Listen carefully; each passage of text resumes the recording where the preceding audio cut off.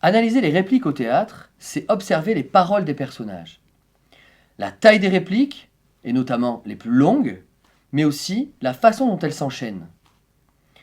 Il faut aussi s'intéresser aux didascalies qui décrivent l'action des personnages, leur attitude et leur intonation. Cet extrait du Malade imaginaire de Molière est un dialogue entre Toinette, la servante, et Argan, le maître, qui veut marier sa fille à un médecin.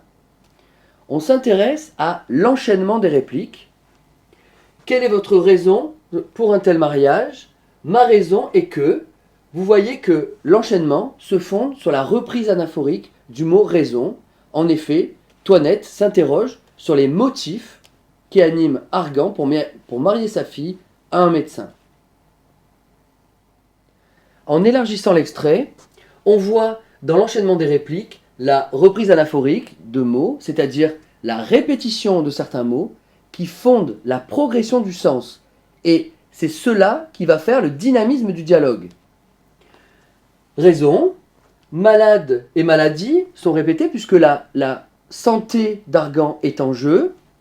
Médecin, puisque Toinette discute la décision d'Argan et elle va même jusqu'à lui proposer un conseil. Maintenant, si on analyse la répartition de la parole, on voit que c'est Toinette qui est à l'initiative du débat et Argan ne fait que répéter, que suivre. Il subit l'influence de Toinette, c'est elle qui mène le jeu. Cet extrait est le monologue de la reine d'Henri Blas, et que ce soit une tirade ou un monologue, on s'intéresse toujours au dynamisme du texte, puisque c'est cela qui va maintenir l'attention du spectateur en éveil. On voit dans le texte l'utilisation d'anaphores, toi qui que tu sois, toi qui est répété 3 fois. On voit encore que c'est un texte qui est très modalisé, avec des exclamations, mais aussi de nombreuses injonctions. Elle convoque Rublas devant elle.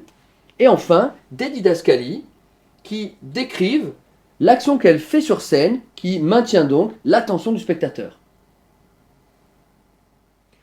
L'analyse des répliques ne va pas vous aider directement à construire une partie de commentaire. Mais c'est un moyen de déterminer l'action, ou même le registre, mais aussi d'évaluer l'importance d'un personnage dans l'extrait. Maintenant, si vous devez inventer un extrait de pièce de théâtre, soit vous devez écrire un monologue, soit un dialogue, vous devez reproduire artificiellement le dynamisme des répliques et toutes ses caractéristiques. Enfin, dans le cas où vous devez écrire à propos du théâtre, dans un autre type de sujet d'invention, le dynamisme des répliques est un argument pour justifier l'idée attendue que le théâtre est un spectacle vivant. Dans une dissertation, la réplique est intéressante car elle permet de comprendre que le théâtre est d'une part une imitation du réel et d'autre part une transformation du réel. Alors une imitation du réel parce qu'on a des sentiments qui sont exposés sur scène avec des actions des hommes, et une transformation du réel parce que la réplique est un artifice travaillé par l'auteur. Pensez aux tirades en vers de Racine ou même au théâtre de l'absurde avec Ionesco et Beckett, finalement qui visent plutôt l'esthétique, la beauté, plutôt que le sens et la pragmatique.